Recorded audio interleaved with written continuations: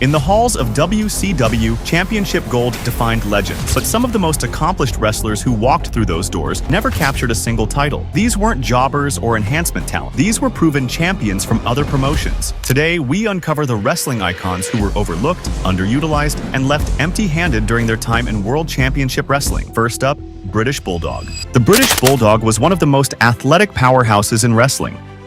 He went from being a young prodigy in England to becoming WWE's proud European hero, creating an unforgettable moment when he defeated Bret Hart for the Intercontinental Championship. At a time when bigger meant better, Davey Boy Smith pushed his body to dangerous limits, building his superhuman physique through whatever means necessary. And in 2002, at just 39 years old, the Bulldog's heart would give out from years of abuse. In 1962, David Smith was born in a working-class corner of Lancashire, England. He would transform from a boy watching wrestling on his family's modest television set into one of Britain's most formidable ring warriors, though the path there wasn't what most fans believe. Growing up in Goulburn, Lancashire, where luxury was scarce but dreams were abundant, young David found his escape in the electrifying world of professional wrestling. Huddled around the television with his siblings Terrence, Joanne, and Tracy, he'd watch in awe as larger-than-life characters like Big Daddy and Giant Haystacks battled their opponents. These moments planted the seeds of his future, though none could have predicted just how far they'd grow. At just 15 years old, Smith's passion couldn't be contained any longer. He stepped into the training ring, where something remarkable became immediately apparent. This teenager possessed an almost supernatural aptitude for the sport. His raw talent was so impressive that it caught the attention of producers at ITV's World of Sport, Britain's premier wrestling showcase. In an era when breaking into television, wrestling was about as likely as winning the lottery, Smith had done it before he could even legally drive. A young star was rising in British wrestling, and all eyes were on the prodigy from Lancashire. Smith's natural talent translated into an explosive presence both as a singles competitor and in tag team action. In the singles ranks, his ascent was meteoric, coming within a heartbeat of capturing the prestigious British Welterweight Championship while still a teenager. But it was his partnership with cousin Tom Billington that would change wrestling history. Billington, who carved out his own fearsome reputation as the Dynamite Kid, formed an alliance with Smith that caught the attention of a crucial visitor from across the Atlantic. Bruce Hart, son of legendary promoter Stu Hart, was scouring the UK for fresh talent when he witnessed the raw power and agility of these two British phenoms. The opportunity Hart presented was too tempting to ignore. A chance to wrestle for the renowned Stampede Wrestling promotion in Calgary, Canada. In an era when breaking into North American wrestling was the dream of every European grappler, Smith and Billington had their golden ticket. What they couldn't know was that this move would set them on a path to revolutionize tag team wrestling forever. The infamous Hart Dungeon awaited in Calgary, a proving ground that had forged some of wrestling's greatest talents through pain and perseverance. For Smith and Billington, their British Commonwealth citizenship opened the door to this temple of technical wrestling. But what happened inside would test their limits in ways they never imagined. Under the watchful eye of Stu Hart, a man whose reputation for turning wrestlers into legitimate tough guys was known worldwide, the two Brits endured daily torture sessions that would make ordinary men quit. The dungeon's concrete floor and low ceiling became their classroom, with every submission hold, every stretch, and every grunt of pain molding them into something far beyond their early promise. But it was what happened after their graduation from this brutal finishing school that truly set the stage for greatness. In a twist of fate that would elevate both men's careers, the cousins found themselves on opposite sides of the ring. Their feud captivated Calgary audiences, showcasing their newfound technical prowess and intensity. The program reached its climax when Smith emerged victorious, claiming the prestigious Stampede British Commonwealth Mid-Heavyweight Championship, a title that carried significant weight in the territory's hierarchy. The victory wasn't just about the gold around Smith's waist. It was proof that the dungeon's baptism by fire had transformed these raw talents into polished gems. Every submission learned under Stu's tutelage, every grueling training session, had contributed to creating wrestlers who could not only survive in the demanding world of professional wrestling, but thrive in it. A fateful tour to Japan would add another deadly dimension to Smith's arsenal, the hard-hitting strong style that would later become his signature. But it was the reformation of his partnership with the Dynamite Kid that would change wrestling history. Now calling themselves the British Bulldogs, they terrorized rings across 2 continents, leaving a trail of broken opponents and stolen shows in their wake. Their reputation grew so large it couldn't be contained in Canada or Japan. In 1984, as Vince McMahon was executing his master plan for national expansion, he knew he needed the most explosive talent available. The British Bulldogs were at the top of his list.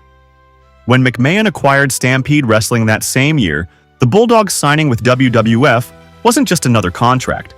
It was a statement of intent. Inside the squared circle, they were poetry in motion, a perfect fusion of styles that few teams could match. The Dynamite Kid was a human highlight reel, pioneering a high-flying style that defied gravity and logic in equal measure. Meanwhile, Davey Boy served as the team's powerhouse anchor, his raw strength and surprising agility creating a foundation that allowed his partner to take even greater risks. But while Smith's professional life soared, his personal life was blossoming in equally meaningful ways. Love had found him in the Hart family dynasty, leading to marriage with Diana Hart, Stu's daughter. Their union would produce 2 children, Harry and Georgia, adding new chapters to both the Hart and Smith wrestling legacies. This personal happiness seemed to fuel Smith's in-ring success, creating a period where everything in his life was clicking into place like perfectly executed moves in a championship match. The British Bulldogs weren't just another tag team in WWF's growing roster. They were revolutionaries who would help redefine what tag team wrestling could be, bringing a hybrid style that combined British technical wrestling, Japanese strong style, and North American showmanship in ways audiences had never seen before. Wrestling rings across America were about to witness a revolution in tag team action, starting with a deeply personal rivalry. The British Bulldogs locked horns with their former Stampede stablemates, the Hart Foundation, comprised of Jim the Anvil Neidhart and Smith's brother-in-law, Bret the Hitman Hart. Their matches became instant classics, proving that even on a roster stacked with larger-than-life figures like Hulk Hogan, Roddy Piper, and Andre the Giant, technical wrestling excellence could steal the spotlight. But it was their feud with Greg the Hammer Valentine and Brutus Beefcake that would write their names in wrestling history. At WrestleMania 2, in a match that showcased the Bulldogs' unique blend of power and innovation, they captured the WWF Tag Team Championships. What followed was a 9-month reign of dominance, where their combination of Dynamite's aerial assault and Davey Boy's raw power proved unbeatable against all challengers. Their championship story would come full circle in January 1987, when the Hart Foundation finally managed to dethrone them in a match that demonstrated just how far all 4 men had come since their Stampede days. Though no longer champions, the Bulldogs remained a force in the tag division, engaging in memorable programs with teams like the Islanders, the Rougeau Brothers, and the imposing Demolition. During this period, the Bulldogs added an unexpected element to their presentation, a real-life English bulldog named Matilda. More than just a mascot, Matilda became an integral part of their character, drawing massive cheers from crowds and adding a unique dimension to their feuds. Some teams would target the beloved canine to get under the Bulldog's skin, leading to heated rivalries that transcended typical wrestling storylines. This era marked a perfect fusion of in-ring excellence and character work, as the Bulldogs proved that technical prowess and crowd connection weren't mutually exclusive. Their matches during this period would influence tag team wrestling for generations to come, setting a standard for what 2 talented performers could achieve when given the freedom to showcase their abilities. The Dream Team's time in WWF would come to an abrupt end in 1988, driven by escalating tensions between the volatile Dynamite Kid and the Rougeau brothers backstage. Despite Billington's growing reputation as a troublemaker, Smith's loyalty to his cousin led him to follow when they departed, taking their talents to All Japan Pro Wrestling and a resurgent Stampede Wrestling. For 2 years, the Bulldogs continued crafting mat classics across the Pacific, facing off against legendary teams like the Malenkos, the Nasty Boys, and the dynamic Japanese duo of Kenta Kobashi and Tsuyoshi Kikuchi. Each match showcased why they were considered one of wrestling's most innovative partnerships, but beneath the surface, cracks were forming. Billington's personal demons were creating an increasingly toxic situation, poisoning not just their professional relationship, but their family bonds as well.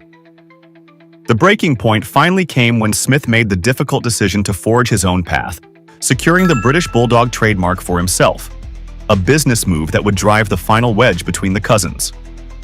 October 1990 marked a pivotal moment in Smith's career as he returned to the WWF, now simply known as the British Bulldog. Gone was the tag team specialist. In his place stood a reimagined powerhouse ready to make his mark as a singles competitor. This transformation wasn't just a change in name or presentation. It was Smith's declaration of independence, stepping out of the shadow of both his cousin and their celebrated tag team legacy. The split would prove prophetic. While Smith was about to enter the most successful phase of his career, Billington's path would take a darker turn, illustrating how two men who once moved in perfect synchronization could end up on such drastically different trajectories. From his first singles match, the British Bulldog unleashed a new intensity in WWF, demolishing opponents like the Warlord, Haku, and even the technically superior Mr. Perfect. His combination of raw power and surprising agility quickly won over crowds, but nowhere was his popularity more explosive than in his native United Kingdom. As WWF's American attendance began to soften, they discovered a goldmine in British wrestling fans who had found their new hero. Capitalizing on this phenomenon, WWF ventured to British soil with groundbreaking shows like UK Rampage and Battle Royal at the Albert Hall. Each appearance by Smith felt like a homecoming, with his victory over the Berserker at Rampage and his triumph in the Albert Hall Battle Royal sending crowds into a frenzy. These successes were just a prelude to what would become one of wrestling's most memorable moments. In 1992, WWF made a historic decision. SummerSlam, Vince McMahon arranged for the British Bulldog to challenge his brother-in-law, Bret the Hitman Hart, for the prestigious Intercontinental Championship. The anticipation was electric. Wembley Stadium swelled with 80,000 passionate fans, the largest legitimate crowd WWF had ever drawn at that point. But this wasn't just about numbers. It was about a perfect storm of circumstances. A hometown hero, a family rivalry, a prestigious title, and the biggest stage British wrestling had ever seen. The match that would follow wouldn't just meet expectations, it would exceed them in ways nobody could have predicted. The tension between these brothers-in-law, both products of the Hart Dungeon, had been building for months. Each man knew the other's moves intimately, Hart with his technical precision, Bulldog with his explosive power. As they prepared to step through the curtain at Wembley, both men knew this wasn't just another match, it was a chance to make history. Behind the glittering lights of Wembley Stadium lurked a darker reality. In the days leading up to the biggest match of his career, Smith spiraled into a drug-fueled binge with Jim Neidhart that left him unable to remember the planned sequence of events.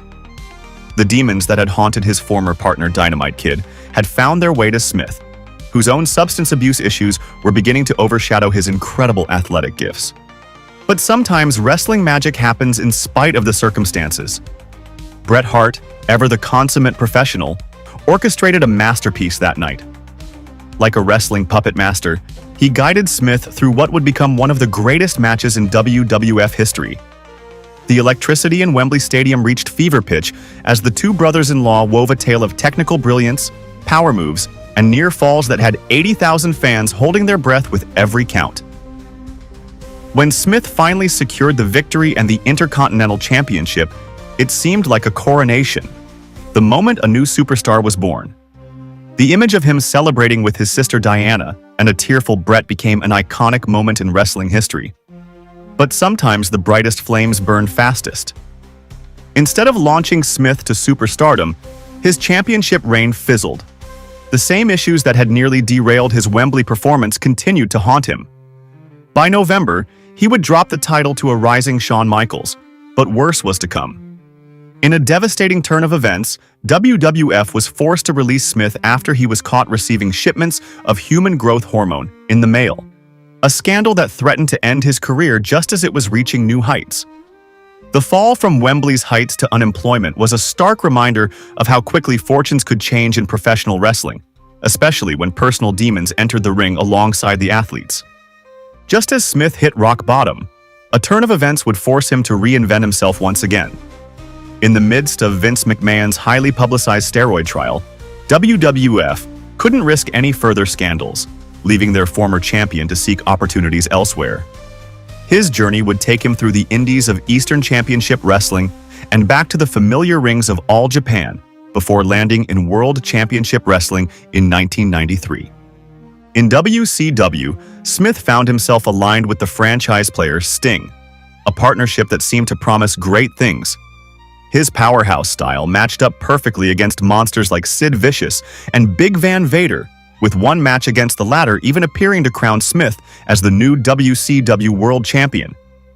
But in classic wrestling politics fashion, a Dusty finish, named after Booker Dusty Rhodes' tendency to reverse dramatic victories, saw the title stripped away as quickly as it had been won. Just as his career seemed to be stabilizing, Smith's personal life threw another curveball. A bar fight with someone allegedly making advances toward Diana proved to be the final straw for WCW management. Once again, the British Bulldog found himself without a major platform for his talents. His next stop would be a humbling return to his roots in the UK's All-Star Wrestling, trading holds with local talents like Jimmy Ocean and Drew McDonald, a far cry from the packed stadiums and World Championship matches of just months before. This period served as a stark reminder of wrestling's volatile nature, where success could be as fleeting as a 3-count. The same explosive power and charisma that had once electrified Wembley Stadium was now being displayed in small British venues, showing just how quickly fortunes could change in the unforgiving world of professional wrestling. In the summer of 1994, an unexpected olive branch from WWF gave Smith another chance at the big time. Making his return at SummerSlam, he appeared during the explosive steel cage match between the warring Hart brothers, Bret and Owen. The Hart family drama had reached a boiling point, and Smith made his allegiance clear, standing firmly beside his brother-in-law Bret.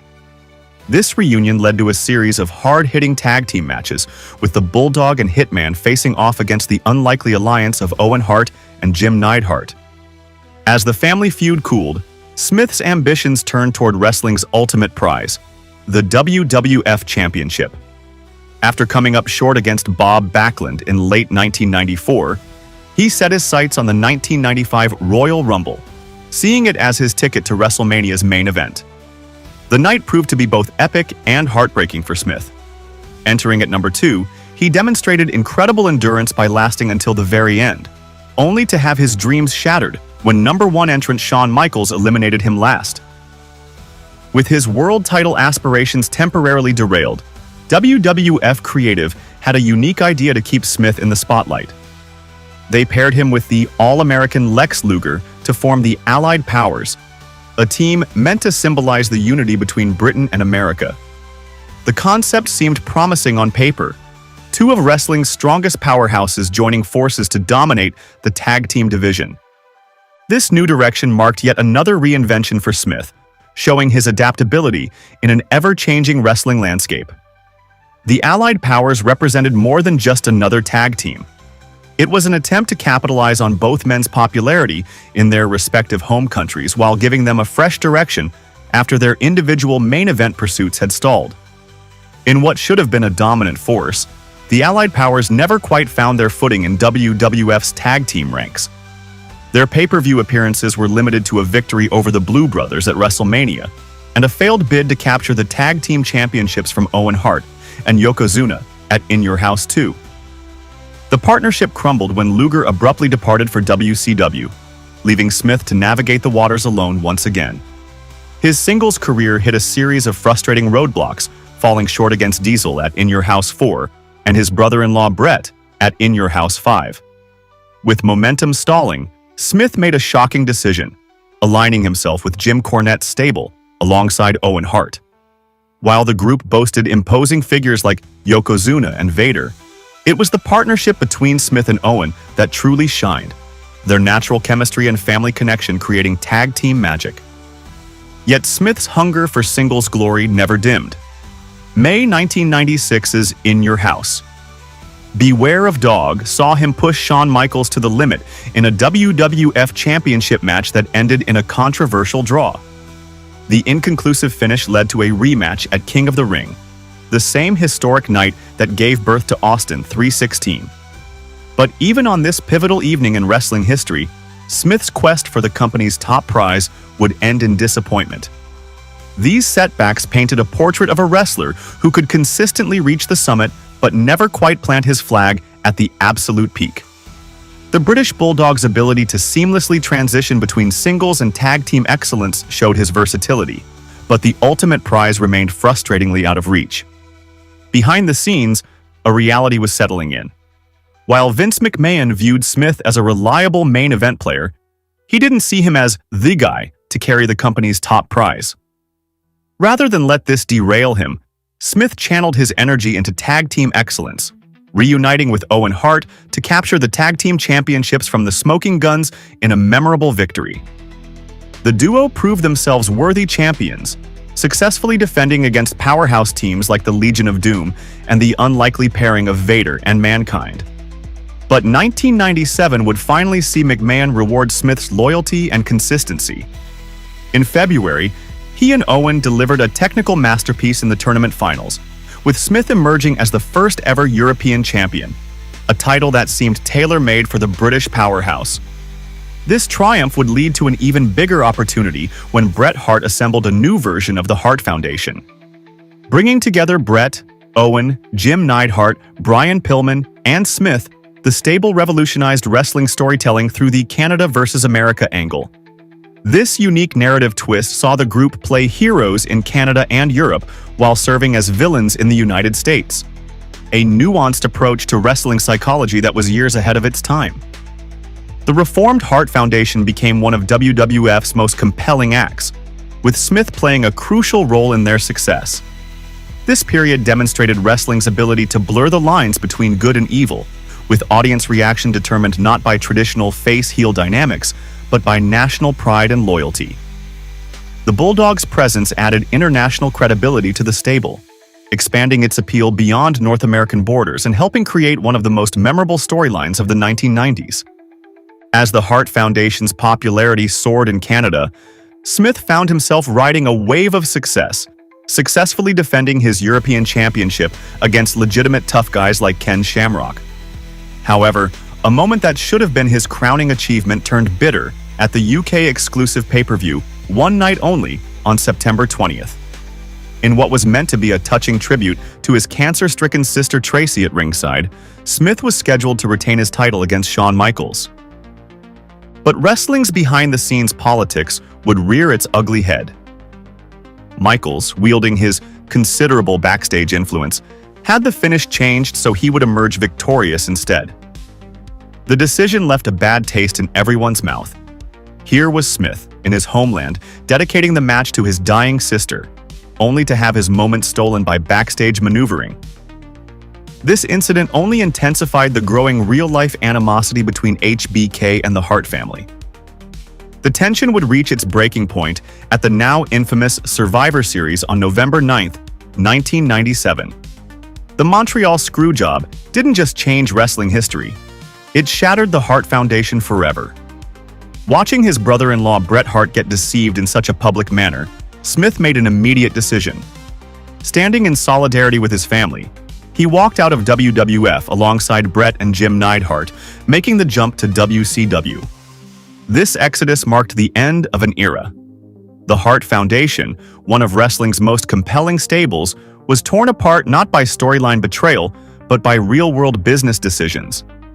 Smith's departure showed that sometimes blood and loyalty run thicker than business, even in the cutthroat world of professional wrestling. In 1998, Smith's once impressive physique had become a liability, his steroid use leaving him bloated and limited in the ring. His WCW run reflected this decline, relegated to undercard matches with Neidhart until a devastating accident in September changed everything. During a match, Smith took a brutal bump onto a concealed trapdoor, meant for Ultimate Warrior's dramatic entrance, that nobody had warned him about. The impact was catastrophic. What followed was a nightmare scenario that exposed wrestling's darker side. While Smith lay injured, Eric Bischoff fired him, believing he was exaggerating his condition. The reality was far more serious. Smith developed a spinal infection during recovery that nearly left him paralyzed. The physical pain drove him deeper into drug dependency, creating a vicious cycle that would follow him back to WWF in 1999. His return to WWF saw a stripped-down version of the British Bulldog. Gone were the iconic Union Jack tights, replaced by plain jeans. Even his signature Rule Britannia theme music was taken away. This repackaging, combined with his physical limitations and ongoing substance issues, left Smith a shadow of his former self. In an era defined by larger-than-life attitude-era personalities, he found himself losing to stars like The Rock before being demoted to the now devalued European Championship division. The transformation was jarring for longtime fans. The same wrestler who had once electrified Wembley Stadium was now struggling to keep up with the faster-paced style of the late 90s. His body, battered by years of abuse both in and out of the ring, simply couldn't deliver the power moves that had once made him special. This period served as a stark reminder of wrestling's physical toll and the dangerous spiral that could occur when injuries and addiction intersected. After years of setbacks, Smith managed one final moment of glory, capturing his old European Championship from D'Lo Brown on SmackDown in October 1999. But this victory was merely a brief flicker of his former brilliance. He drifted into the chaotic hardcore division, his once precise power moves replaced by brawling and weapon shots, until WWF was forced to release him in May 2000 after he arrived at an event clearly unfit to perform. As his professional life crumbled, his personal world shattered alongside it. His marriage to Diana Hart disintegrated amid shocking rumors of infidelity involving top WWF stars Shawn Michaels and Steve Austin. The divorce in 2000 marked the end of his connection to the legendary Hart family that had given him both his greatest triumphs and deepest sorrows. Hitting rock bottom forced Smith to confront his demons. He checked into an Atlanta rehabilitation clinic to battle his dependency on prescription painkillers, an addiction that had spiraled out of control following his 1998 back injury. A disturbing arrest for allegedly threatening Diana and her sister Ellie served as his wake-up call. With remarkable determination, Smith committed to getting clean, purging all medications from his system. Just as it seemed Smith had conquered his personal battles and was preparing for one last WWE run, tragedy struck.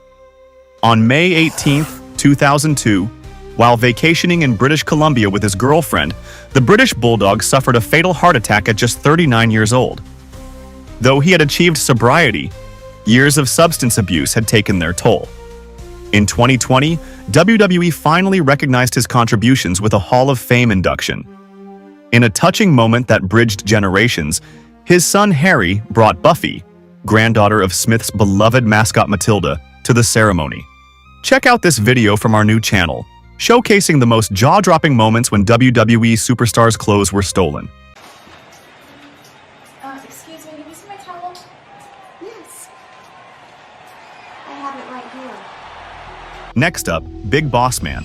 Big Boss Man was one of the realest characters in wrestling history. Ray Traylor, a real-life prison guard, dominated the 80s and 90s with unforgettable feuds, from handcuffing opponents to dragging Big Show's father's casket at a funeral. However, in 2004, his life would end tragically at just 41 years old. 20 years later, one question remains unanswered: why WWE never gave this talented tough guy a world title run? Ray Washington Traylor was born on May 2, 1963, in Marietta, Georgia. Traylor's early life remains shrouded in mystery, a fact that seems fitting for a man who would later become one of wrestling's most intimidating figures. While many wrestlers of his era crafted elaborate backstories about their upbringing, Traylor maintained an iron curtain between his personal and professional lives, taking the rare approach of letting his imposing presence speak for itself. But it was behind the walls of Cobb County Correctional Facility where Traylor's legend truly began to take shape. Standing at a towering 6'7" and weighing a mammoth 330 pounds, he wasn't just another corrections officer, He was a force of nature that commanded respect with merely his presence. Hardened inmates quickly learned that crossing paths with Officer Traylor meant serious business. What's particularly fascinating is that despite later sharing the ring with giants like Andre and Big John Studd, Traylor in 1985, when local wrestling promoters, always on the lookout for legitimate tough guys with size, couldn't help but notice the imposing prison guard. Here was a man who didn't need to pretend to be tough. He lived it daily. After being convinced to give wrestling a shot, Traylor began training while still maintaining his corrections officer position. His natural athleticism, combined with his real-world experience in handling confrontations, made him a quick study in the ring. Soon he was working dates for Knoxville's Continental Championship Wrestling, where he rapidly became one of their most promising prospects. In a bold move that would change his life forever, Traylor hung up his prison guard uniform and dove headfirst into the world of professional wrestling, a decision that would lead him down a path to becoming one of wrestling's most memorable characters. In the cutthroat world of territorial wrestling, few rookies ascended the ranks as quickly as Ray Traylor. On February 3, 1986, barely 8 months after first stepping into a wrestling ring, Traylor found himself challenging for the prestigious NWA Alabama Heavyweight Championship. This wasn't just any title shot. It was a testament to how quickly this former prison guard had mastered the fundamentals of professional wrestling. While he would ultimately fall short against the seasoned champion Robert Soto that night, the match proved to be a career-defining moment for reasons nobody could have predicted. Word of Traylor's exceptional performance spread through the wrestling community like wildfire. Here was a big man who could not only intimidate with his size, but could actually work a compelling match, a rare combination that caught the attention of Crockett Promotions, the crown jewel of Southern wrestling. Operating out of Charlotte, North Carolina, JCP was considered the major leagues of territorial wrestling, second only to the WWF in terms of national prominence. The company had launched the careers of legends like Ric Flair, Dusty Rhodes, and Ricky Steamboat, and now they had their eyes on the promising rookie from Georgia. What's particularly remarkable about this period is how Traylor's real-life experience as a corrections officer began shaping his in-ring persona. While many wrestlers struggled to find their character, Traylor's authenticity was undeniable. When he locked eyes with an opponent, everyone in the arena could feel the presence of a man who had stared down real-life criminals. This natural intimidation factor, combined with his rapidly improving ring skills, made him an invaluable prospect for Crockett Promotions, setting the stage for the next chapter in his wrestling journey. Every wrestling superstar has an origin story, and Ray Traylor's transformation from enhancement talent to main event player reads like a masterclass in character evolution. During his early days in Crockett Promotions, Traylor paid his dues the old-school way, taking losses to the territory's biggest names. But these weren't just any matches. They were learning experiences against some of the most legendary figures in wrestling history, trading holds with technical wizard Tully Blanchard, surviving battles with the rugged Ivan Koloff, and going toe-to-toe with the tomahawk-chopping Wahoo McDaniel. Each match added another layer to Traylor's rapidly developing skill set. Even encounters with elite tag teams like the Midnight Express and the Road Warriors helped shape his understanding of ring psychology. But it was the eye of wrestling's creative genius, Dusty Rhodes, that saw something special lurking beneath the surface of the former corrections officer. The American Dream had a knack for spotting diamond in the rough, and in Traylor he saw unlimited potential. In a bold move that would change wrestling history, Rhodes pulled Traylor completely off television for 3 months. An eternity in wrestling time. Behind the scenes, they weren't just creating a new character. They were crafting an entirely new force of nature in professional wrestling. The result would be Big Bubba Rogers, a character that would make audiences forget Ray Traylor had ever been a jobber. When Big Bubba Rogers emerged on the May 31st episode of Worldwide, the transformation was nothing short of remarkable. Gone was the enhancement talent taking losses. In his place stood an immovable mountain of a man, silently stalking at the side of the flamboyant Jim Cornette. This wasn't just another bodyguard role, it was the birth of a monster heel who would redefine what it meant to be intimidating in professional wrestling. The timing couldn't have been better, as Cornette and his Midnight Express were embroiled in a heated rivalry with Magnum TA and the Road Warriors. Each week, Big Bubba's presence grew more menacing, as he systematically destroyed opponent after opponent, building a reputation as an unstoppable force that even the most established stars feared to face. His silent demeanor made him even more threatening, while other wrestlers needed to talk tough. Big Bubba's mere presence was enough to send shivers through the crowd. In the high-stakes world of 1980s wrestling, few feuds captured audience attention, quite like the intense rivalry between Big Bubba Rogers and Dusty Rhodes. The bunkhouse stampede matches, brutal, no-holds-barred affairs where anything went, became the perfect showcase for both men's contrasting styles. Rhodes, the charismatic veteran with years of wars under his belt, found himself matched against a younger, more powerful opponent who could match his intensity, blow for blow. The shocking part wasn't just that Bubba could hang with the dream, it was that he was winning just as many matches as he was losing. As tensions escalated and neither man could claim true superiority, the wrestling world buzzed with anticipation for what would become one of the most memorable cage matches in NWA history. The steel structure would serve as the ultimate proving ground, where Big Bubba's meteoric rise would be tested against the established dominance of the American dream. While Rhodes ultimately emerged victorious, the feud had accomplished something remarkable. It had transformed Big Bubba from Jim Cornette's imposing bodyguard into a legitimate main event threat in his own right. The momentum from the Rhodes feud catapulted Bubba into an even more violent program with rugged Ron Garvin, a hard-hitting veteran known for his devastating knockout punch. Their rivalry culminated at Starrcade 1986, the NWA's biggest event of the year, in a Louisville street fight that pushed both men to their absolute limits. In front of a packed house, Bubba showcased not just his raw power, but his mastery of brawling psychology, systematically breaking down the smaller Garvin in a match that had fans believing every brutal moment. The decisive victory proved what many had begun to suspect. Big Bubba Rogers wasn't just a flash in the pan, he was becoming one of wrestling's most formidable forces.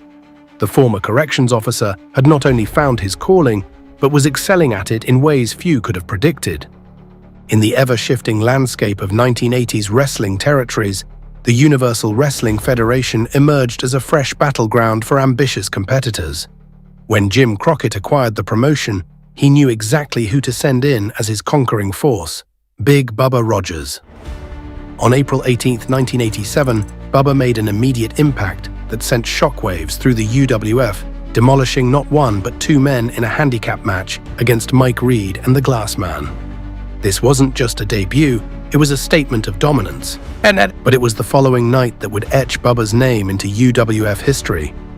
Challenging the seemingly unstoppable one-man gang for the UWF Heavyweight Championship, Bubba proved that his rapid rise in wrestling was no fluke. In a clash of titans that had the crowd on the edge of their seats, Bubba dethroned Gang to capture his first world championship, a moment that marked his official arrival as a main event player in professional wrestling. The victory was made even sweeter by its decisiveness, proving that the former corrections officer could hang with anyone in the business. The championship reign that followed showcased a new dimension to Big Bubba's character when he aligned himself with the sinister General Skandor Akbar and his feared Devastation Inc. and stable. Under Akbar's guidance, Bubba's reign of terror extended through 3 brutal months of championship defenses.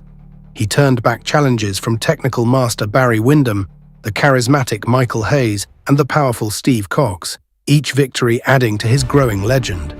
However, even the mightiest reigns must end, and Bubba's came to a close on July 11th at the hands of Dr. Death Steve Williams, a former football player turned wrestler whose legitimate toughness matched Bubba's own imposing presence. The match itself was a war of attrition that proved Bubba could deliver main event caliber performances against any style of opponent. In the summer of 1987, the wrestling world witnessed one of the most star-studded matches ever assembled when Big Bubba Rogers found himself sharing the ring with wrestling royalty. The War Games, dubbed the Match Beyond, represented the pinnacle of NWA's team warfare, and Bubba's inclusion alongside the legendary Four Horsemen spoke volumes about his rising status. Trading blows with the face-painted Road Warriors and the Russian powerhouse Nikita Koloff inside the dual cage structure, Bubba proved he belonged among wrestling's elite, even in defeat.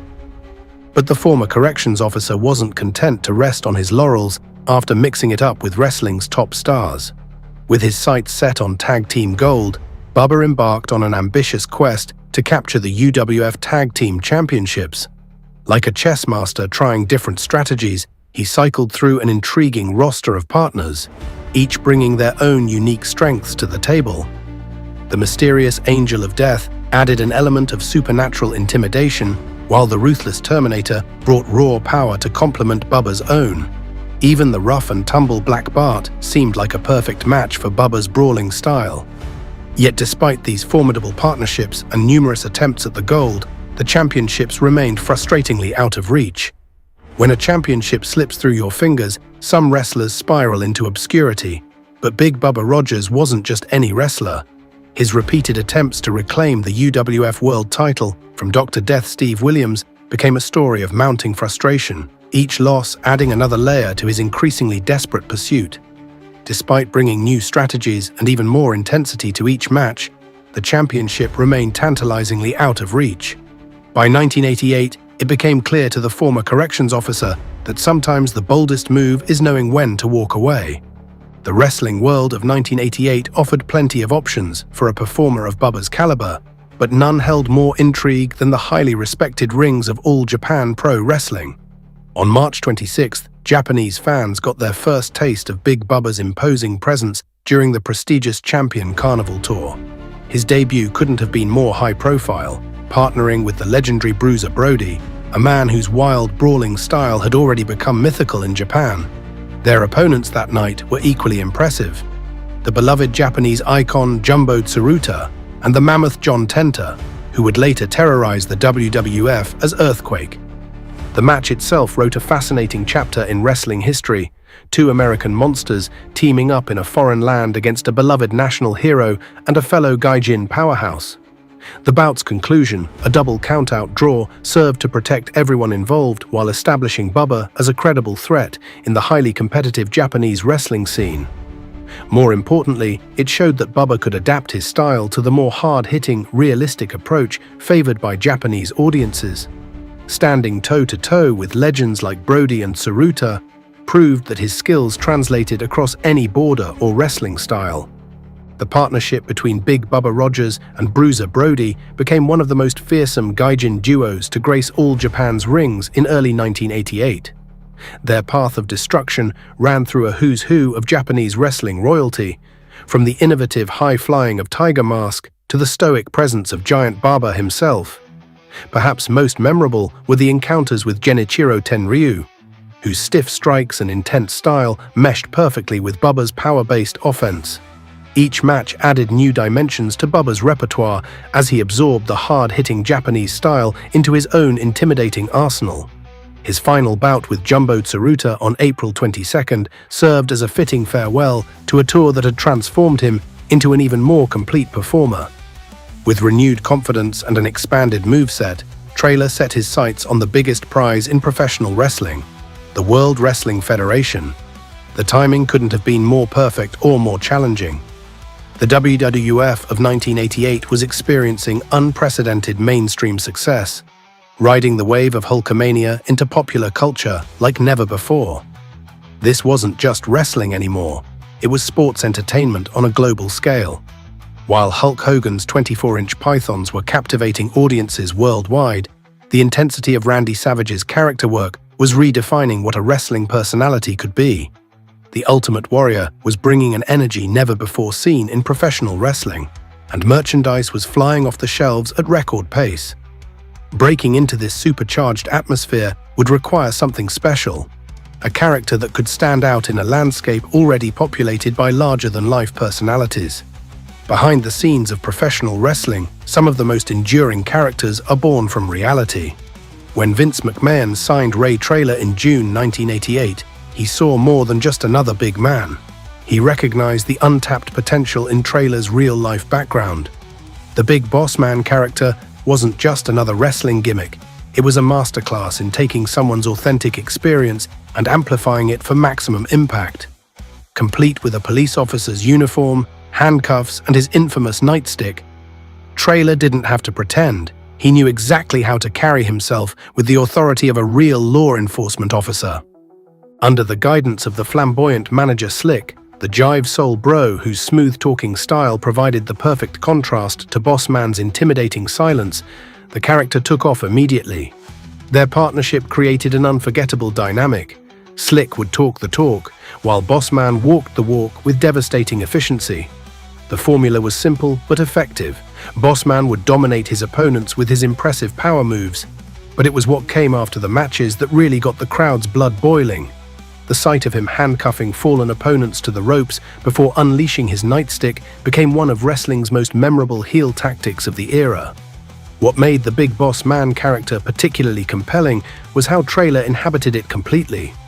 There was no need for over-the-top acting or elaborate backstories. His presence alone told the story of a ruthless prison guard who enjoyed inflicting punishment. His ring entrance, complete with police nightstick twirling and authoritative stride, struck fear into opponents and fans alike. The WWE audience quickly learned that when Bossman's police siren hit, someone was about to experience their own personal version of hard time. Each victory, followed by a post-match assault, served to cement his reputation as one of the company's most fearsome new arrivals. Inside the pressure cooker of late 1980s WWE, rising stars had to make an immediate impact, or risk fading into obscurity. The Big Boss Man didn't just rise to the occasion, he kicked down the door of superstardom. After dispatching Coco Beware at SummerSlam's debut event Angle, it was a declaration that a new threat to Hulkamania had arrived. The sight of the massive former corrections officer laying waste to wrestling's biggest star sent shockwaves through the industry. The formation of the Twin Towers with Akeem marked one of wrestling's most intriguing partnerships. The one-man gang's transformation into the African Dream. Akeem might have seemed bizarre on paper, but paired with Bossman's no-nonsense approach, they became an unstoppable force.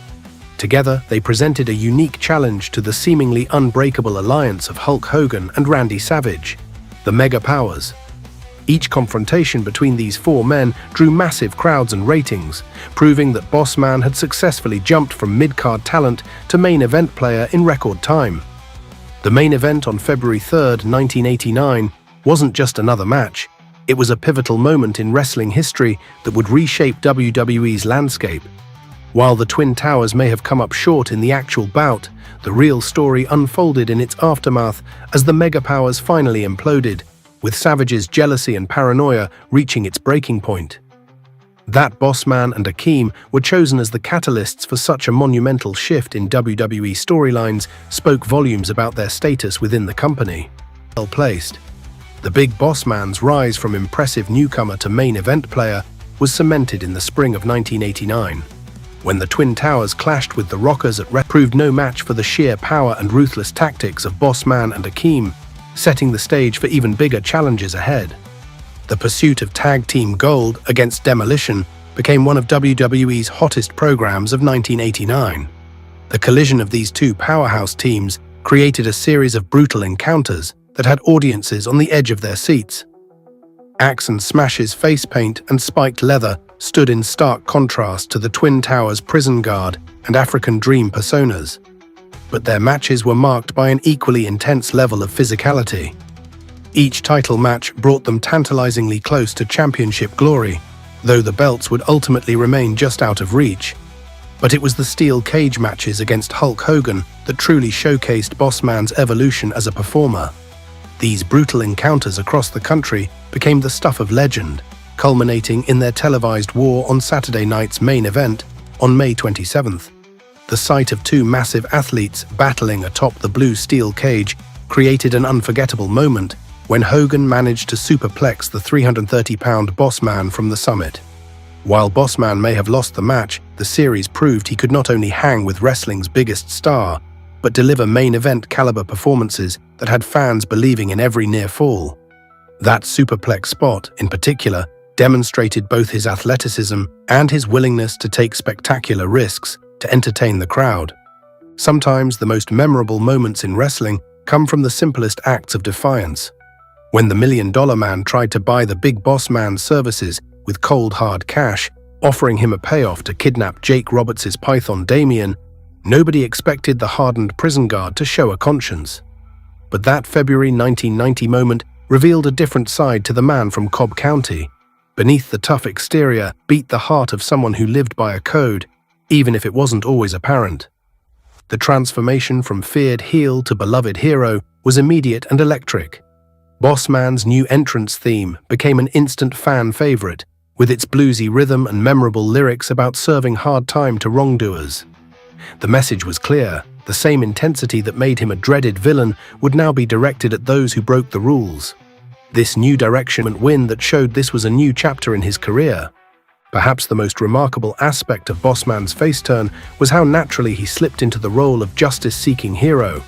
The same man who had terrorized Hulk Hogan just months before was now standing firmly in his corner at SummerSlam 1990, helping the Hulkster deal with the massive threat of earthquake.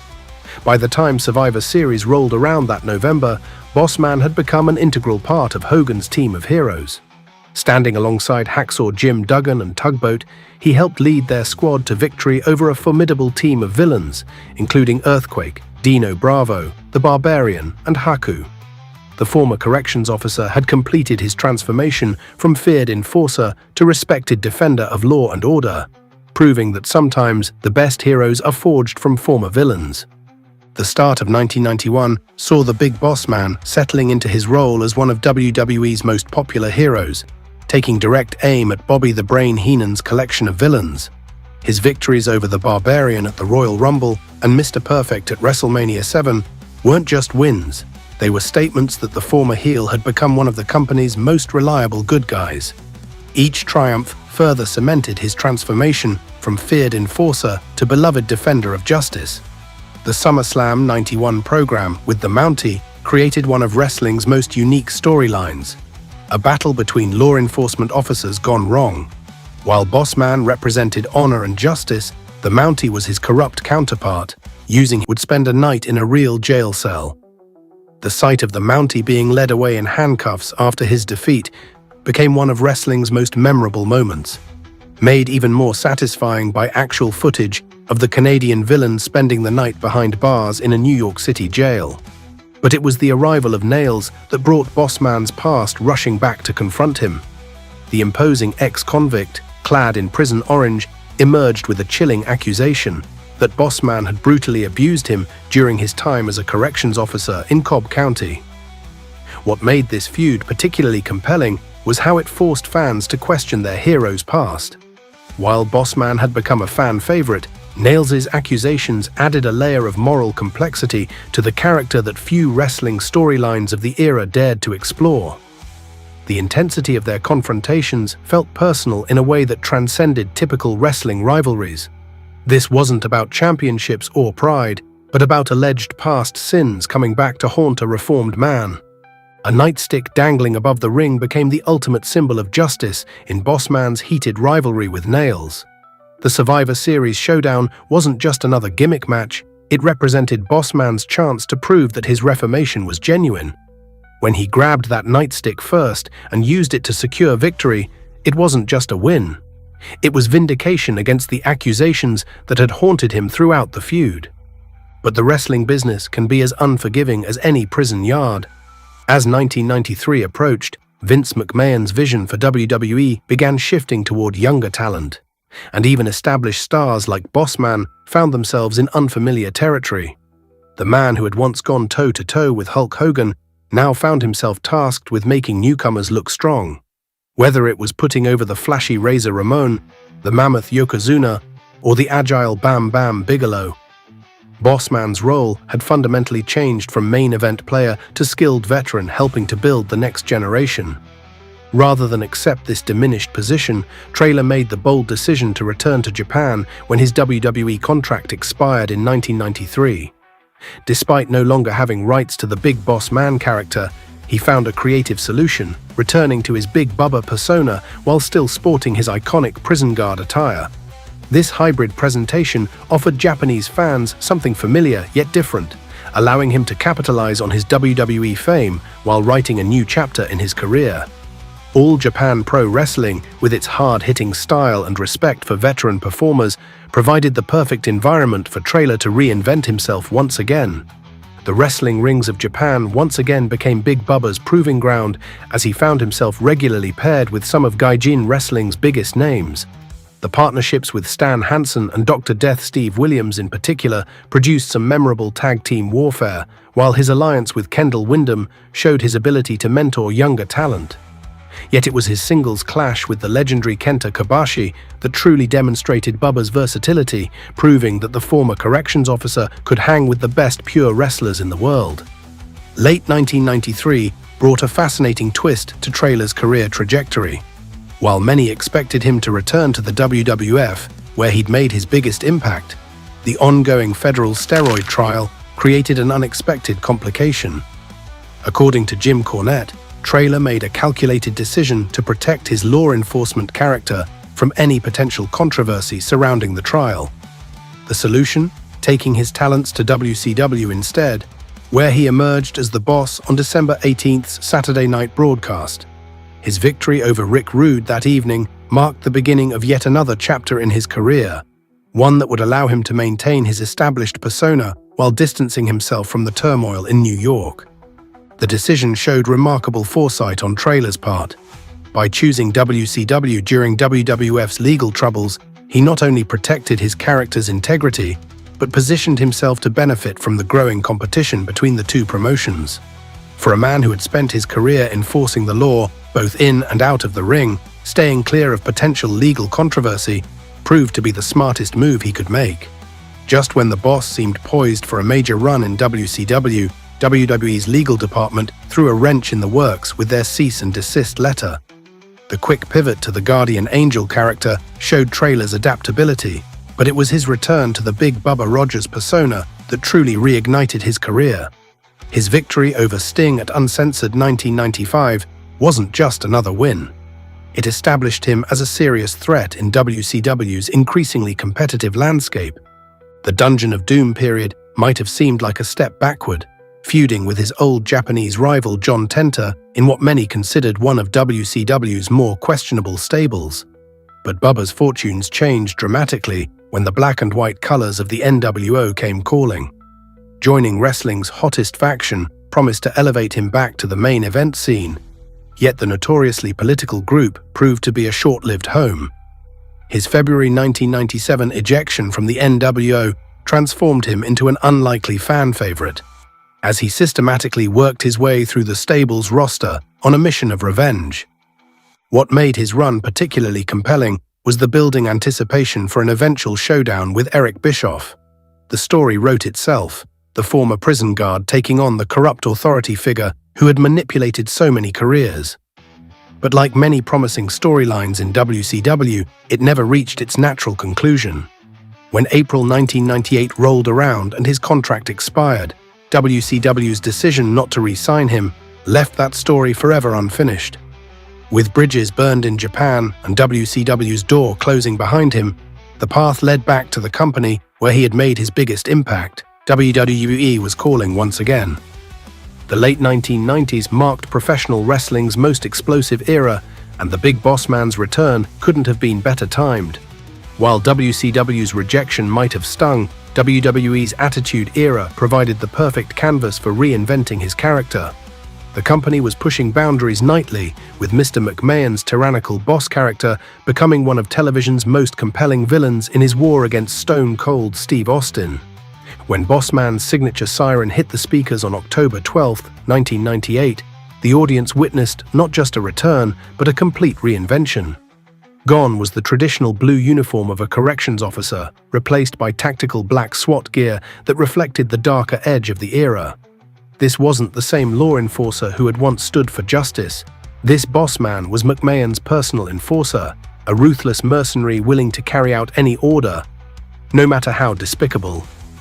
The corporation's brutal attack dog had more in common with a military contractor than a prison guard. The genius of this character update lay in how it maintained Bossman's core identity while adapting it for the era's more complex storytelling. His previous incarnation had been a straightforward hero, but this version explored darker territory, a law enforcer who had been corrupted by power and money, willing to use his authority to serve the highest bidder. Aligning him with the corporation wasn't just a partnership, It was a statement about authority figures abusing their power, perfectly fitting the anti-establishment themes that defined the Attitude Era. The evolution of the Big Boss Man's character in the Attitude Era created a fascinating prototype for future enforcer stables. His tactical gear and ruthless methods particularly foreshadowed the Shield's later Hounds of Justice concept. While primarily focused on making Stone Cold's life miserable, Boss Man's run included some notable achievements, capturing the tag team championships with Ken Shamrock and becoming a multiple-time hardcore champion, proving he could adapt to the era's more extreme style. His WrestleMania 15 Hell in a Cell match against The Undertaker represented a career milestone, even if the match itself didn't live up to expectations. The image of Boss Man being hoisted up by The Undertaker's Ministry of Darkness, while controversial, became one of the era's most memorable visuals. It demonstrated just how far wrestling had pushed its boundaries from the more straightforward good versus evil stories of the previous decade. Then came the Al Snow feud, a storyline that perfectly encapsulated the Attitude Era's anything goes mentality. The infamous pepper steak angle, where Boss Man secretly cooked and served Snow's beloved Chihuahua to him, pushed the boundaries of taste, even by Attitude Era standards. This bizarre storyline highlighted how wrestling had moved from simple athletic contests to increasingly outrageous soap opera plots. While the angle is often remembered with a mixture of disbelief and dark humor, it showed Boss Man's ability to commit fully to whatever material he was given, no matter how outlandish. In the pantheon of wrestling's most infamous matches, the Kennel from Hell stands in a league of its own. On paper, it sounded like the ultimate culmination of the Boss Man-Snow rivalry, a diabolical structure combining both a steel cage and hell in a cell, with supposedly vicious attack dogs patrolling the space between. The concept promised a unique blend of danger and revenge, particularly fitting given the dark turn their feud had taken with the Pepper incident. What unfolded at Unforgiven 1999 instead became an unintentional comedy of errors that no one could have predicted. Rather than the fearsome German shepherds that were promised, the dogs seemed more interested in creating their own entertainment. As Boss Man and Snow attempted to work their serious blood feud, the animals turned the ringside area into their personal playground, marking their territory and attempting to mate while completely ignoring the wrestling match happening above them. The sight of these supposedly menacing guard dogs engaging in natural but decidedly non-threatening behavior created an absurd contrast with the serious tone the wrestlers were trying to maintain. The match stands as a perfect example of wrestling's golden rule: never work with animals or children. What was meant to be a violent climax to a heated feud instead became a cautionary tale about the risks of overly elaborate match stipulations. The bout has since gained legendary status among wrestling fans, though perhaps not for the reasons WWE originally intended. Even decades later, the Kennel from Hell match serves as a reminder that sometimes wrestling's most memorable moments come from things going spectacularly wrong rather than right. The Big Boss Man's feud with The Big Show pushed the boundaries of wrestling's theatrical absurdity in ways that even the Attitude Era rarely dared. What started as a simple championship rivalry transformed into something that would feel more at home in a dark comedy than a wrestling ring. The storyline began with the manufactured death of Big Show's father, but it was Boss Man's cartoonishly villainous response that turned it into wrestling infamy. His cruel poetry readings were straight out of a comic book supervillain's playbook, but nothing could prepare audiences for the infamous funeral scene. The sight of Boss Man's police car dragging away a coffin while a crying Big Show rode it like a macabre surfboard created one of wrestling's most surreal moments. What could have been deeply offensive instead landed squarely in the realm of the absurd, like a wrestling version of a Monty Python sketch. The image of Big Show sliding down the street on his father's casket, while Boss Man cackled maniacally, perfectly captured just how far wrestling had strayed from its traditional good versus evil storytelling. The payoff match at Armageddon felt almost anticlimactic compared to the theatrical spectacle that preceded it. Boss Man's defeat at the hands of Big Show provided a satisfying conclusion for the Giant, but the match itself could never live up to the outrageous build. The entire feud stands as a testament to Boss Man's ability to commit fully to even the most outlandish storylines, transforming what could have been tasteless tragedy into memorable, if bizarre, entertainment. When wrestling fans think of unlikely tag teams, the Bossman and Prince Albert partnership rarely comes to mind, yet their brief run in early 2000 proved surprisingly entertaining. Their feud with the odd trio of Test and legendary women's wrestlers, the fabulous Moolah and Mae Young, captured the anything-goes spirit of the era, even if their eventual implosion after losing to the Hardys felt somewhat inevitable. But it was Bossman's mentorship of Bull Buchanan that truly showcased his veteran leadership. The pairing made perfect sense. Buchanan's military background complemented Bossman's law enforcement persona, creating a duo that felt both natural and imposing. Their victory at WrestleMania 2000 over The Godfather and D'Lo Brown wasn't just another match on a stacked card. It represented Bossman passing the torch to a younger generation. Following this up with a win over the notorious Acolytes Protection Agency at Backlash proved this wasn't just a one-off success. The partnership highlighted a new dimension to Bossman's character, that of the seasoned veteran taking a promising rookie under his wing. While his previous alliances had often been partnerships of convenience or necessity, his work with Buchanan showed a more nuanced side of his persona. After years of being both hero and villain, Bossman was now adding mentor to his resume, proving that even in the latter stages of his WWE run, he could still find fresh ways to evolve his character. After his successful mentorship of Bull Buchanan, the Big Boss Man's career entered its twilight phase in a way that's all too familiar in professional wrestling. The man who had once headlined against Hulk Hogan found himself relegated to WWE's secondary shows, with Sunday Night Heat and Jacked becoming his new stomping grounds. It was a far cry from the days of main eventing Saturday night's main event, but Bossman brought the same intensity to these matches that he had throughout his career. His brief return to prominence on SmackDown in December 2001 proved to be more of a swan song than a comeback. While sharing the ring with megastars like The Rock and Stone Cold Steve Austin might have seemed like a return to form, the reality was different. He was being used to build credibility for their upcoming championship matches with Chris Jericho. The veteran performer understood his role, making his opponents look strong while maintaining enough credibility to make the victories meaningful. It's worth noting that even in this position, Bossman's presence carried weight. His reputation and history meant that a win over him still meant something, even if he wasn't the unstoppable force he'd once been. The final chapter of Big Boss Man's WWE career played out far from the spotlight that had defined his greatest moments. The B-shows became his domain once again, but even there, he maintained the professionalism and work ethic that had characterized his entire career. There was no bitterness or decline in effort, just a veteran performer doing what he'd always done, working hard and helping others improve. When his WWE contract finally expired in 2003, Traylor proved he still had the passion for wrestling by making one last journey to Japan. The International Wrestling Association of Japan provided a fitting final stage for his career. The country that had helped shape him during his earlier tours with All Japan now welcomed back the seasoned veteran for a handful of matches. The Japanese audience's respect for wrestling tradition and appreciation for hard-hitting action made it the perfect place for Traylor to write the final pages of his in-ring story. The wrestling world was stunned on September 22, 2004, when news broke of Ray Traylor's passing from a heart attack at the devastatingly young age of 41. For a man who had dominated the wrestling landscape with his imposing presence and incredible athleticism, his sudden departure felt particularly cruel.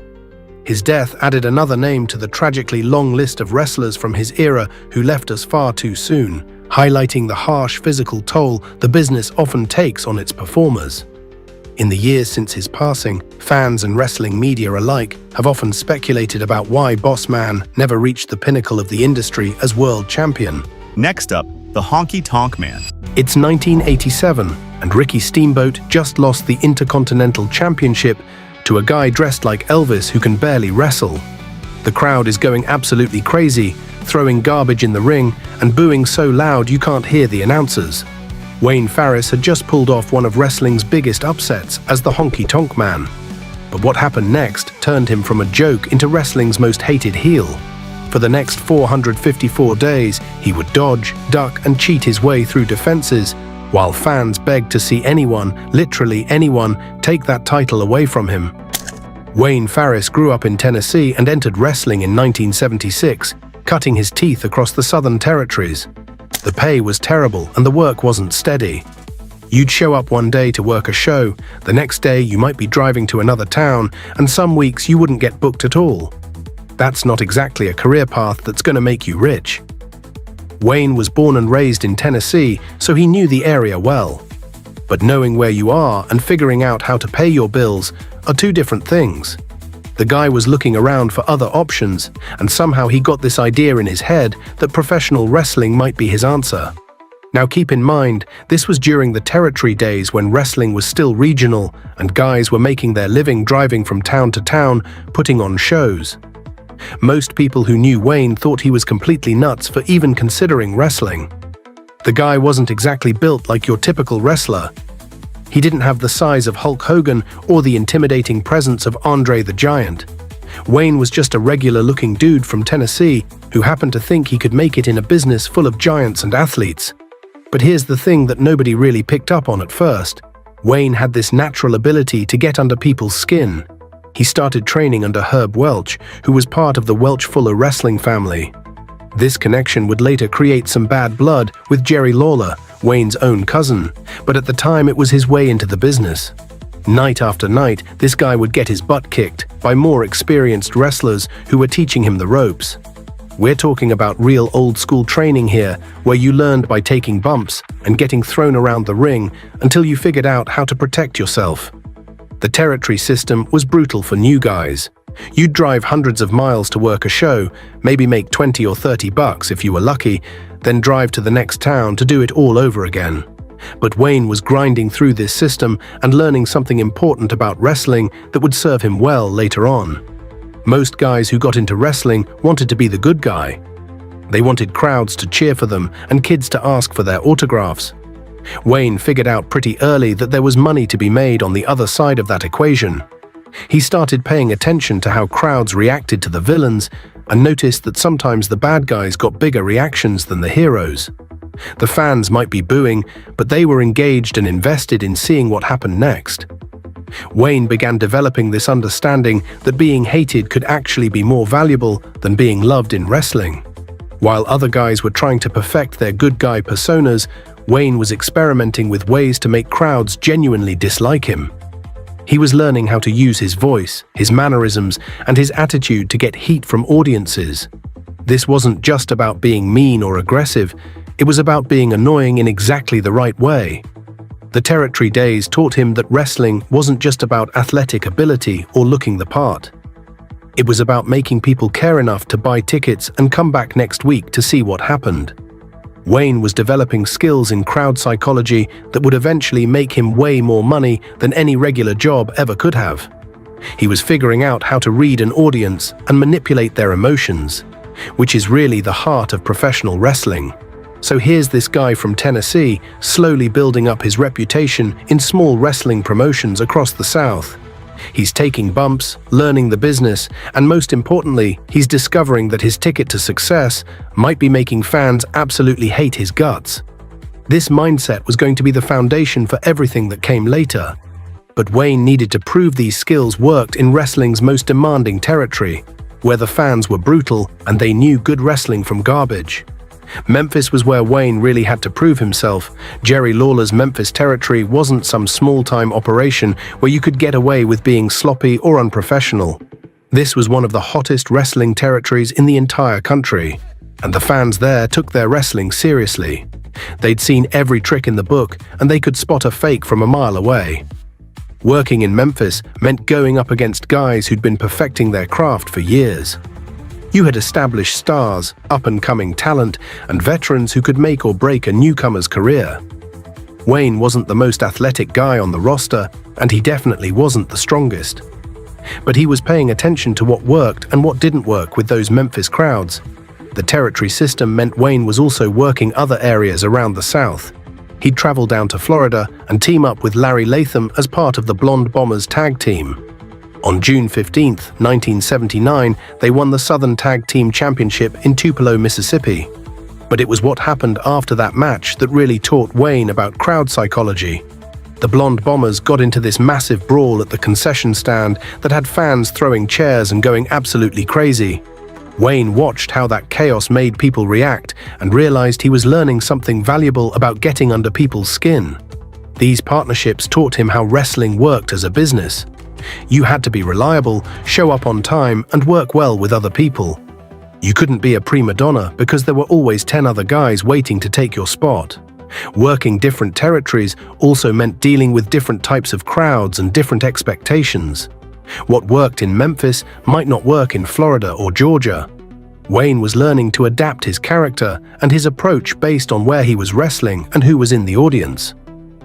Early on, Wayne wrestled as Punk Rock Wayne, but that character wasn't really connecting with audiences. After feuding with Austin Idol, he started retooling his look and experimenting with different approaches. The Memphis Territory was where he really started developing his Elvis-inspired character. Memphis was Elvis Presley's home turf, so doing an Elvis gimmick there was either going to work really well or backfire completely. Wayne figured out how to walk that line. He wasn't trying to be a tribute act or honor Elvis's memory. Instead, he was creating this annoying, arrogant version that Memphis fans would want to see get beaten up. Memphis taught him timing and microphone work better than anywhere else. He was learning how to use his voice and mannerisms to get under people's skin. Wayne discovered that timing was everything when it came to getting heat from crowds. You had to know when to talk, when to shut up, and how to read the room. Memphis taught him that wrestling wasn't really about the moves you did in the ring. It was about the story you told and how you made people feel. The crowds in Memphis were teaching Wayne valuable lessons about crowd psychology. He was figuring out exactly what buttons to push to make people react. Sometimes it was something he said on the microphone. Sometimes it was the way he walked to the ring or how he acted during the match. Wayne was becoming a student of what made wrestling fans tick. Jerry Lawler's promotion was also where Wayne learned about the business side of wrestling. He saw how promoters built storylines, how they created stars, and how they kept fans coming back week after week. This wasn't just about having good matches, it was about creating characters people cared about, even if they hated them. By the time Wayne was ready to move on from the territories, he'd figured out something that would make him a lot of money. He understood that being the guy everyone loved to hate was actually more valuable than being just another good guy that fans forgot about. He could work a crowd, get them invested in seeing him lose, and make them pay money to watch it happen. Wayne had mastered the art of being genuinely annoying without being boring. He could make fans angry in exactly the right way. Angry enough to boo him loudly, but entertained enough to keep watching. All these skills were about to get put to the ultimate test when he caught the attention of the biggest wrestling company in the world. When Hulk Hogan recommended Wayne to Vince McMahon, the WWF brought him in during the fall of 1986 with big plans. McMahon's company was expanding nationally, and they needed colorful characters that could connect with audiences from New York to California. McMahon looked at Wayne and saw this guy with the Elvis thing already worked out from his territory days. Perfect, right? Let's make him a good guy Elvis impersonator that families will love. The WWF was really pushing these larger-than-life characters at the time.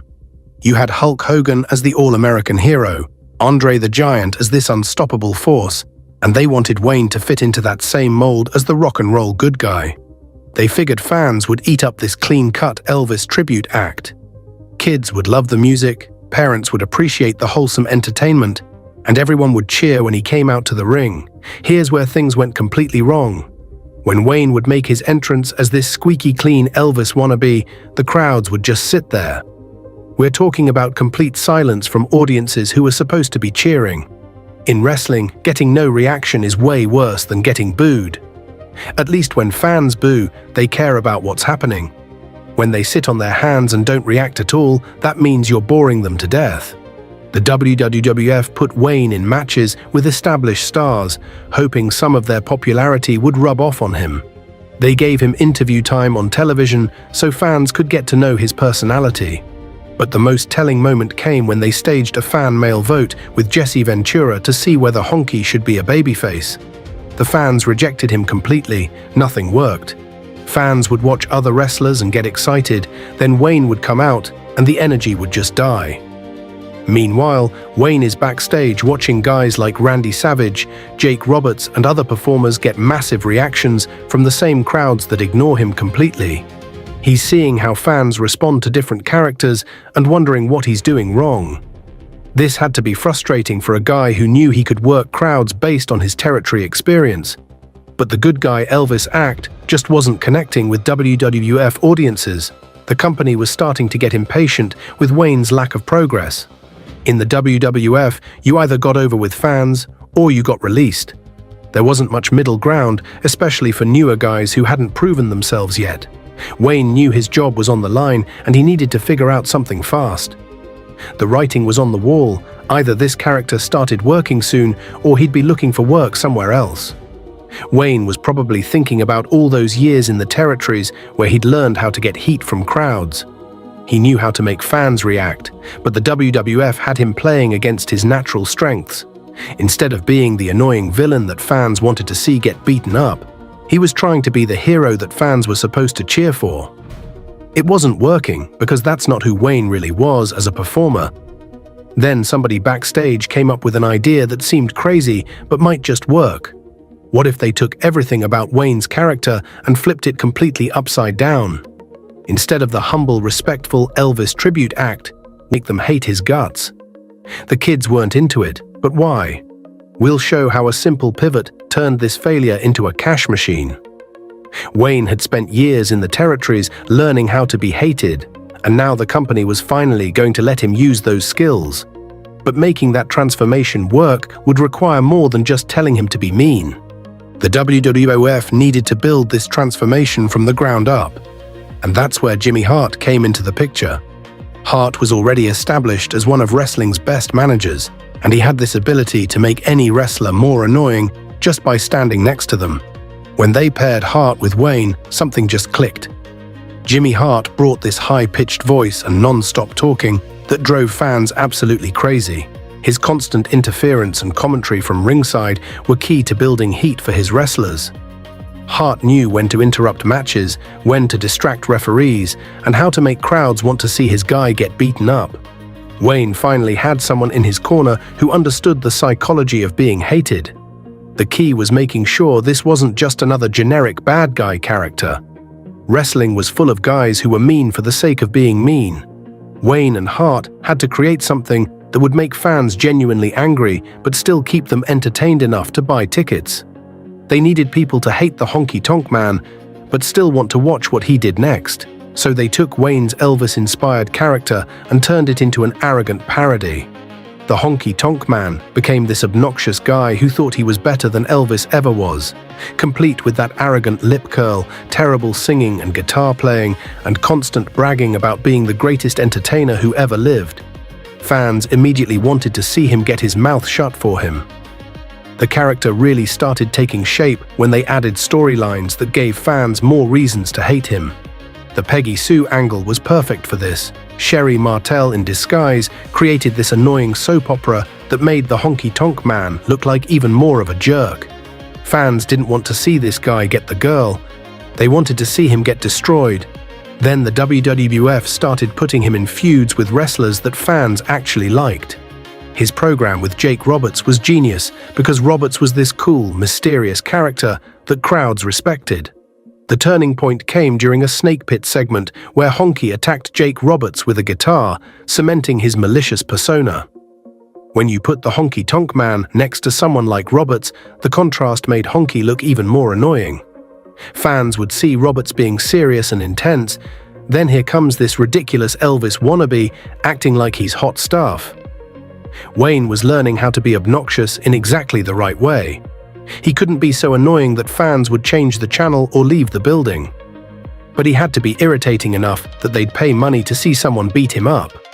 That's a really thin line to walk, and Wayne was getting better at it every week.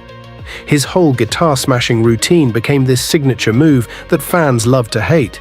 He'd bring out this cheap guitar, play some terrible music, then smash the thing over someone's head.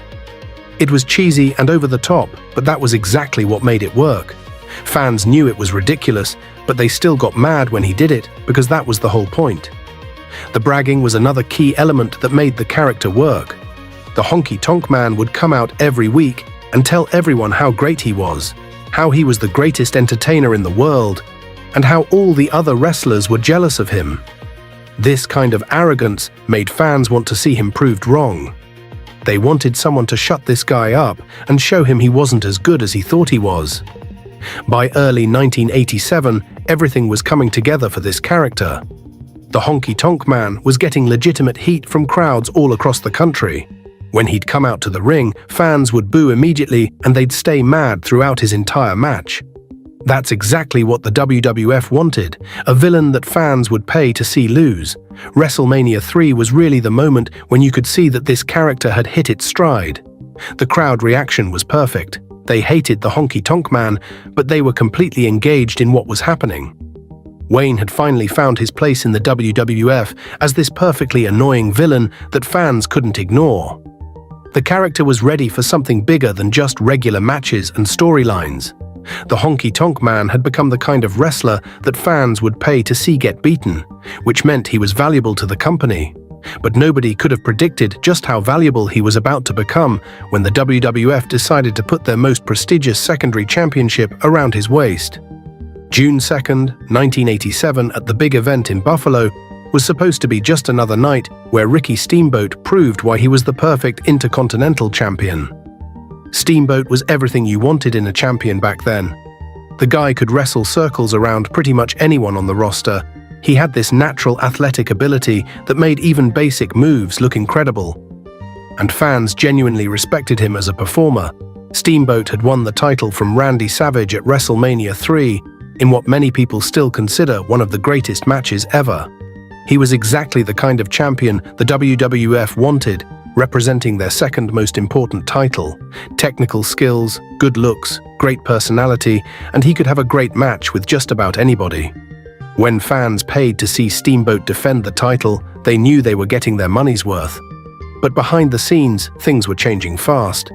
Steamboat had requested paternity leave to spend time with his newborn son, which meant the WWF needed to get the title off him quickly. The original plan was to use Butch Reed as a transitional champion, but Reed's prospects had faltered and the company needed a different solution. That's when they decided to insert the Honky Tonk Man as the replacement champion. Even though nobody expected it to work, absolutely nobody walking into that arena expected to see the title change hands that night. This wasn't one of those shows where you could sense something big was going to happen. The Honky Tonk Man was still being treated like this annoying character who might steal a win here and there, but he wasn't seen as championship material by the fans or most of the wrestling media. Keep in mind that in 1987, the Intercontinental Championship still meant something serious. This wasn't a belt you gave to comedy characters or guys who couldn't really wrestle. The title had a history of being held by legitimate athletes and skilled performers. Fans expected the champion to be someone who could back up their position with actual wrestling ability. When the match started, it became pretty clear that the Honky Tonk Man wasn't planning to win this thing with superior wrestling skills. Jimmy Hart was at ringside doing everything he could to distract Steamboat and the referee. Honky was using every cheap tactic you could think of: eye pokes, low blows, choking when the referee wasn't looking, and basically anything else that would give him an advantage. The crowd was getting more and more frustrated as the match went on because they could see what was happening. Steamboat was clearly the better wrestler, but he kept getting screwed over by all the interference and dirty tactics. Fans were waiting for justice to prevail and for Steamboat to overcome all the cheating with his superior ability. Then came the finish that shocked everyone in that building. The Honky Tonk Man grabbed the ropes for extra leverage out of the referee's view to secure the pin, and he counted to 3. Just like that, this cartoon character who'd been getting booed out of buildings for months was suddenly the new Intercontinental Champion. The crowd reaction was unlike anything you'd typically hear at a wrestling show. These weren't the usual boos you get when the bad guy does something mean. This was genuine outrage from fans who felt like they'd just witnessed something that shouldn't have been allowed to happen. People were screaming, throwing garbage into the ring, and making so much noise that you couldn't hear the announcers trying to call what had just happened. The outrage wasn't just theatrics. Fans actually trashed the ring and stormed the moment, setting up months of pay-per-viewable rage. You could see people in the crowd who looked genuinely angry, not just playing along with the show. This wasn't the typical wrestling crowd reaction. This felt real. Even the wrestlers backstage were shocked by what they'd just seen. This was the kind of title change that just didn't happen in the WWF. Champions were supposed to be credible athletes who could defend their titles with skill and determination. The idea that someone like the Honky Tonk Man could beat someone like Ricky Steamboat for a major championship seemed impossible. But here's why this upset worked so perfectly from a business standpoint. Fans weren't just disappointed, they were genuinely outraged, and they wanted immediate payback. They wanted to see the Honky Tonk Man lose that title as soon as possible, preferably in the most humiliating way possible. The WWF had just created a situation where fans would pay money to see this guy get beaten up. What those angry fans in Buffalo didn't realize that night was that their desire to see quick justice wasn't going to be satisfied anytime soon. The Honky Tonk Man was about to completely rewrite the rules of what it meant to be a champion. Once he had that belt, Honky completely flipped the script on what it meant to be a fighting champion. Most title holders want to prove they deserve the belt by going out there and beating every challenger that comes their way. They take pride in defending their championship and showing fans why they're the best. Honky did the complete opposite of that approach. His strategy was simple but incredibly effective. Instead of trying to beat his challengers in clean, decisive matches, he would find creative ways to keep the title without actually proving he was better than anyone. The guy turned getting disqualified into an art form. He'd throw a punch in front of the referee, use a foreign object when the official was looking, or do something else that would get him disqualified but let him keep the championship. Getting counted out became another favorite tactic. When things weren't going his way in a match, Honky would just leave the ring and walk back toward the locker room. Jimmy Hart would be right there, encouraging him to take the easy way out. Sure, he'd lose the match, but champions don't lose their titles on countouts, so he'd still walk away with the belt. Jimmy Hart's interference was probably the most frustrating part for fans who wanted to see a fair fight. Hart would grab the challenger's leg from outside the ring, distract the referee at crucial moments, or slide weapons into the ring when nobody was looking. Every single title defense had some kind of outside interference that prevented a clean finish. These tactics worked against everyone who challenged him. In rematches with Steamboat, Billy Jack Haynes, and George the Animal Steele, the same pattern would repeat itself. Honky would avoid clean defeats through disqualifications, countouts, and manager interference. Fans were losing their minds over this stuff because they desperately wanted to see someone shut this guy up. His feud with Randy Savage was built entirely around this formula. Savage was this intense, athletic performer who should have been able to destroy the Honky Tonk Man in a straight wrestling match. But every time they faced off, something would go wrong. Hart would interfere, Honky would get himself disqualified, or some other nonsense would happen that prevented Savage from getting a clean victory. The same thing happened with Brutus Beefcake. Here's a guy who was popular with fans and had legitimate wrestling skills, but he couldn't get a clean win over the champion either.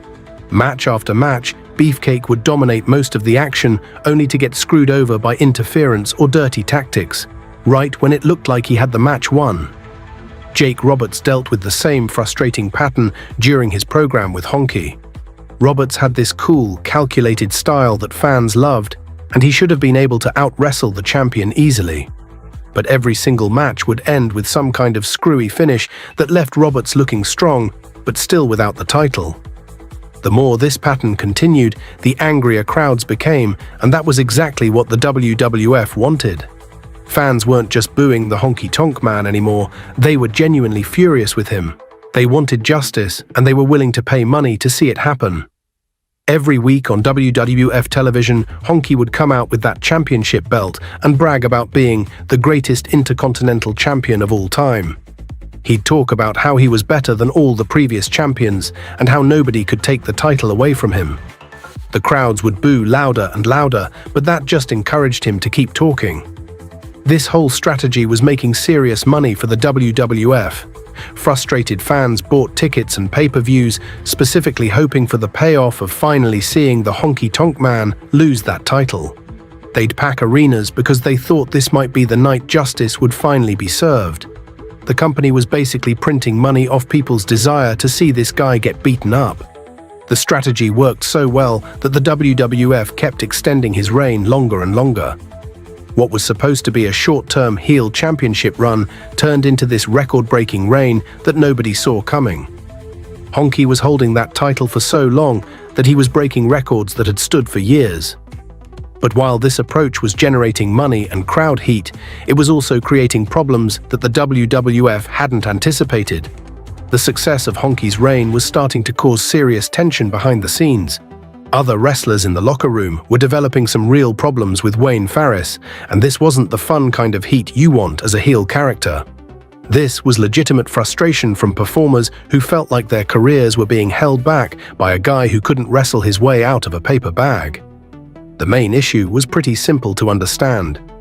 Here you had all these talented wrestlers on the roster who could put on incredible matches and really showcase what professional wrestling could be.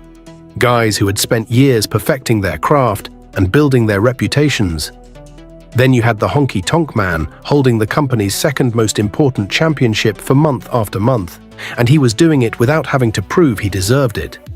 Some of the boys in the back started grumbling about how this whole situation was working. They'd see Wayne walking around with that Intercontinental Championship, and they knew damn well he hadn't earned it through superior wrestling ability. Meanwhile, guys who could actually work were stuck in lower positions on the card because the title was tied up in this comedy act that seemed to go on forever. The rumors started flying pretty quickly, and Honky later corroborated elements in interviews. That he pushed back on losing the title on big TV, leveraging the threat of moving to WCW, which gave him real negotiating power. The most significant incident allegedly involved him refusing to lose the belt on the main event, a huge TV audience that could have reshaped his entire reign. His defiance reportedly affected booking plans, with Randy Savage not regaining the belt as originally planned, and other wrestlers like Ted DiBiase having their storylines adjusted around Honky's political maneuvering. You have to understand that wrestlers take pride in their profession, even if they're playing characters and following scripts. Most of these guys grew up watching wrestling and dreaming about holding championships someday. When they see someone who they don't think can really wrestle holding a major title for over a year, it creates genuine locker room resentment. The backstage complaints weren't just coming from lower card guys who were jealous of Wayne's position. Some of the established stars were questioning whether this whole thing was diminishing the prestige of the Intercontinental Championship itself. Wrestling has always walked this line between entertainment and athletic competition, and some wrestlers felt like Wayne's reign was pushing things too far toward pure entertainment. Management found themselves in a really tough spot with this whole situation. On one hand, the Honky Tonk Man was clearly drawing money for the company. Fans were buying tickets specifically to see him get beaten up, and that's exactly what you want from a heel character. The business side of things was working perfectly, but on the other hand, they had a locker room full of talent that was getting restless about the situation. Vince McMahon and the WWF brass had to balance keeping their performers happy with making money from this character that fans loved to hate. They couldn't just ignore the backstage complaints because unhappy wrestlers can cause all kinds of problems. But they also couldn't throw away a character that was generating real heat and selling tickets. Some of the veteran wrestlers started talking about how this was affecting the championship's legacy. The belt had a history of being held by guys like Pedro Morales, Pat Patterson, and other wrestlers who were respected for their in-ring abilities. Having someone like the Honky Tonk Man hold it for so long was changing how people viewed the title. The tension kept building as Wayne's reign stretched on longer and longer. What started as mild grumbling from a few wrestlers turned into a more widespread feeling that something needed to change. The locker room atmosphere was getting uncomfortable, and that's never good for business in the long run. By mid-1988, it was pretty clear that the World Wildlife Fund couldn't let this situation continue indefinitely. They'd made their money off the Honky Tonk Man's heel championship run, but the backstage heat was becoming a real problem. They needed to find a way to end his reign that would satisfy both the fans who wanted to see him lose and the wrestlers who wanted to see the title go to someone more deserving. The company was working on a plan that would solve all these problems at once, and it was going to happen at their biggest summer event. SummerSlam 1988 rolls around, and everyone walking into Madison Square Garden that night figured they knew exactly what was going to happen. The Honky Tonk Man would defend his Intercontinental Championship against Brutus Beefcake. There'd be some kind of screwy finish involving Jimmy Hart, and fans would go home frustrated once again. That's how it had worked for the past 454 days, so why would this night be any different? The crowd was already prepared for disappointment before the match even started. They'd seen this movie too many times before.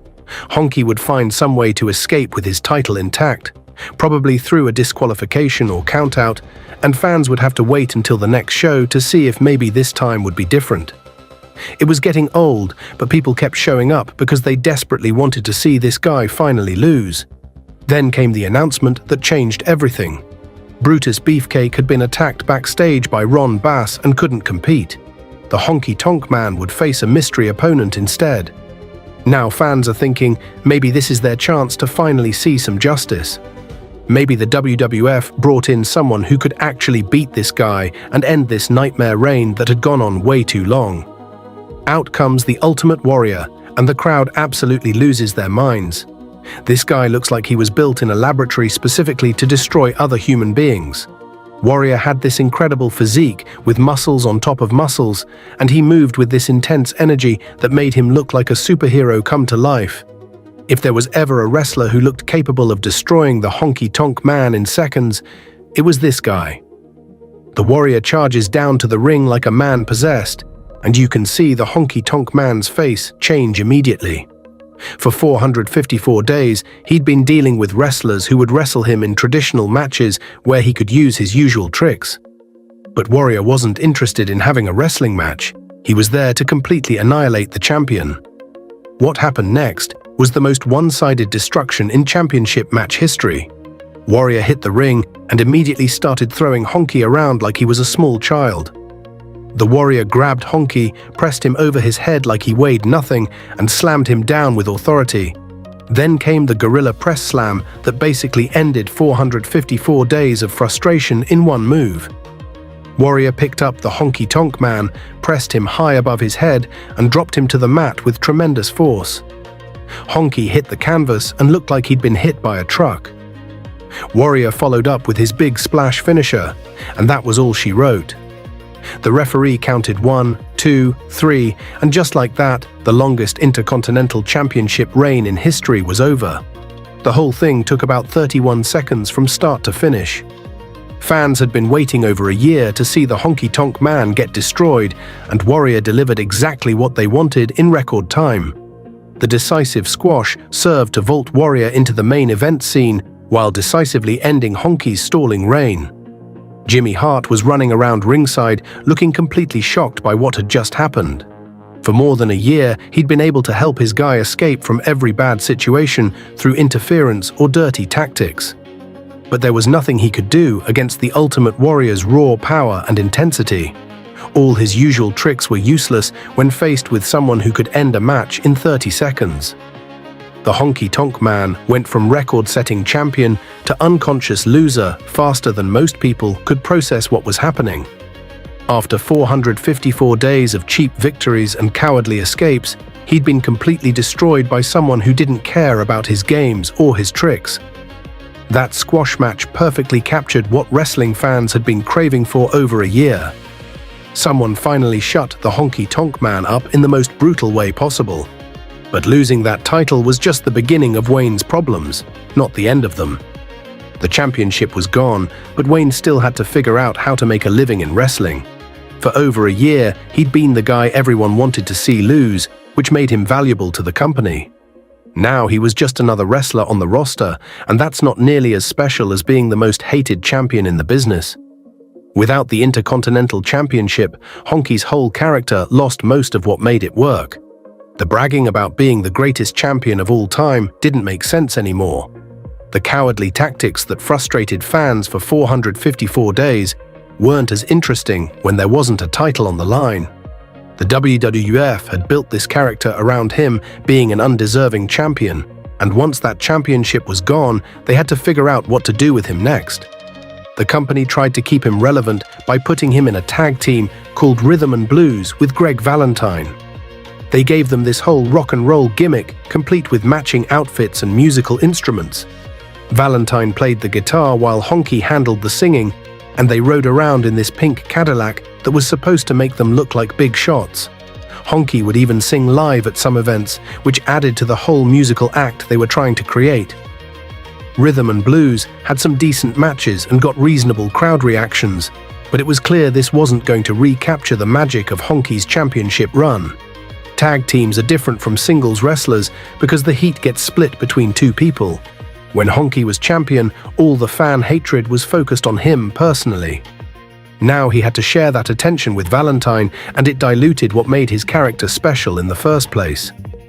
The pink Cadillac and rock and roll act started feeling more like a cartoon than a serious wrestling storyline.